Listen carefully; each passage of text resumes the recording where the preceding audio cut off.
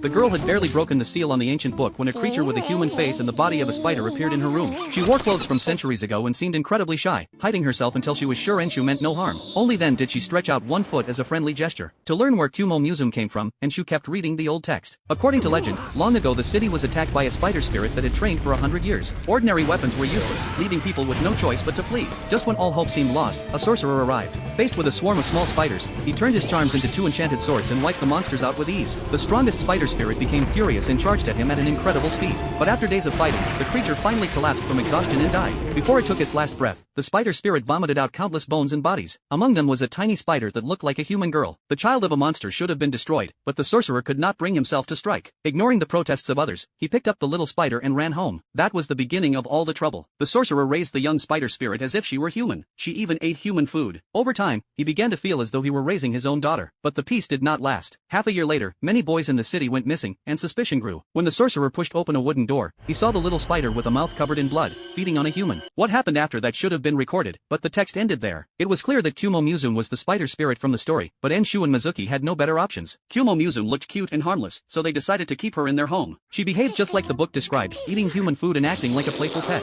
Mizuki enjoyed spending time with her, and Kumo Musume became the highlight of her afternoons after school. But Kumo Musume grew at an alarming rate. It did not take long before she learned how to build webs. If things continued this way, the bookstore would soon become her nest. Enshu finally decided to seek help from an expert. That night, something strange happened. As Kumo Musume stared at the bright full moon, she suddenly spoke. Enshu was shocked. Tears fell from her eyes, and for a moment, when she turned her head, Enshu thought he saw the figure of a beautiful girl. He walked toward her almost without thinking, but Mizuki snapped him out of it just in time. Only then did he see Kumo Musume's true form again. The next day, they visited a shop that specialized in ancient texts. The owner seemed to know the book well. He handed them a map and told them to return Kumo Musume to where she belonged. Before they left, he pulled Mizuki aside and spoke to her privately. Following the map, they traveled for a long time, taking a tram through several towns until they reached a remote countryside with no cell signal. What Mizuki saw there was an abandoned village. Kumo Musume jumped out of her crate, excited and delighted. Mizuki watched Enshu's back and remembered the scenes in the story where the young spider fed on people. But since they had already come this far, she could only follow. The village had been deserted for ages. Aside from plants, there was no sign of life at all. Judging by the rotting wood, Mizuki believed no one had lived there for at least a century. Eventually, they reached the largest house at the end of the village. When Enshu bent down, Mizuki noticed the heavy dark circles around his eyes. She tried to say something, but Kumo Musume did not give her the chance and ran straight into the house. Enshu followed, leaving Mizuki stuck outside by spider silk blocking her path. Looking at the strands in her hand, Mizuki realized the danger had become real. Enshu had already lost his senses and wandered through the house like a puppet. He finally stopped behind Kumo Musume, and Mizuki stayed close behind him, remembering what the bookstore owner had told her. Once wrapped in spider silk, Enshu could not be saved. The moment Kumo Musume turned around, Enshu gave a strange smile. Mizuki acted quickly, pushing him aside and bursting through a wooden divider. But she was still a step too late. Both of them were already covered in spider silk.